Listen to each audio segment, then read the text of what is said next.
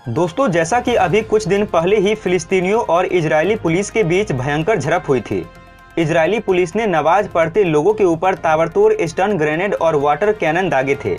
दोस्तों, इजरायल द्वारा इस बर्बरतापूर्ण घटना के बाद अब तुर्की, सऊदी अरब, पाकिस्तान और संयुक्त अरब अमीरात ने इजरायल पर जबरदस्त हमला बोला है। जैसा कि आप स्क्रीन पर बीबीसी की इस रिपोर्ट को देख सकते हैं। दोस्तों, इस घटना पर इजरायल के प्रधानमंत्री बेंजामिन नेतन्याहू ने कहा है कि उनका देश कानून व्यवस्था बनाए रखने के लिए और भी ऐसे हमले करता रहेगा।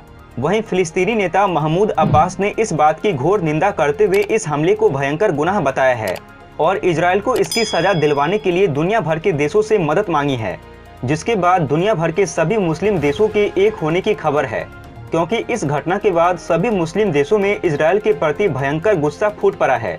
वहीं बढ़ते तनाव को देखते हुए अमेरिका, यूरोपीय संघ, रूस और संयुक्त राष्ट्र ने इस पर गहरी चिंता व्यक्त की है। तुर्की के राष्ट्रपति ने इजरायल के रवैये की घोर निंदा की है। उन्होंने एक ट्वीट में लिखा है कि हम अल अक्सा मस्जिद पर इजरायल के जघन्य हमले की निंदा करते हैं, जो कि दुर्भाग्य से हर रमजान के दौरान किए जाते हैं। तुर्की अपने फिलिस्तीनी भाइयों और बहनों के साथ हर मुश्किल घड़ी में खड़ा रहेगा और हो सकता है इजरायल को इसका जवाब जल्द मिल जाएगा। वहीं पाकिस्तान के विदेश मंत्री शाह महमूद कुरैशी ने इस हिंसा की निंदा करते हुए लिखा है, अल अक्सा मस्जिद जिस पर इजरायल ने कब्जा कर रखा है, वहां निर्दोष लोगों पर रमजान के महीने में हमले की मैं निंदा करता हूं। इस तरह की क्रूरता मानवता और मानवाधिकार कानून की भावना के खिलाफ है। हम फिलिस्तीन के साथ खड़े हैं और इजरायल को इसका परिणाम भुगतना ही पड़ेगा। समाचार एजेंसी राइटर्स के मुताबिक सऊदी अरब के विदेश मंत्री ने अल अरबिया चैनल पर प्रसारित एक बयान में कहा है कि सऊदी अरब इजरायल द्वारा दर्जनों फिलिस्तीनी परिवारों को उनके घरों से बेदखल करने की योजना को खारिज करता है। अरब देशों ने अंतर्राष्ट्रीय समुदाय से अपील की है कि वो इस मामले में दखल दे ताकि इस इलाके में किसी को नहीं हटाया जाए। वहीं स्थिति को भांपते हुए संयुक्त राष्ट्र ने इजरायल को कहा है कि किसी को भी वहां से हटाने से बचना चाहिए और प्रदर्शनकारियों के खिलाफ बल प्रयोग में अधिकतम संयम बरतना चाहिए। अब दोस्तों, आइए जानते हैं कि किस बात को लेकर विवाद हुआ था।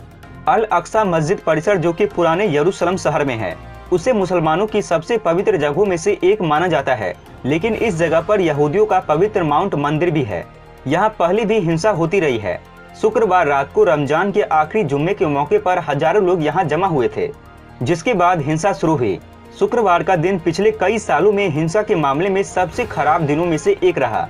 1967 के मध्य पूर्व युद्ध के बाद इजरायल ने पूर्वी यरूशलेम को नियंत्रण में ले लिया था और वो पूरे शहर को अपनी राजधानी मानता है। हालांकि अंतर्राष्ट्रीय समुदाय इसका समर्थन नहीं करता है। वहीं फिलिस्तीनी पूर्वी यरूशलेम को भविष्य के एक आजाद मुल्क की राजधानी के तौर पर देखते हैं। पिछले कुछ दिनों से इलाके में तनाव बढ़ा है।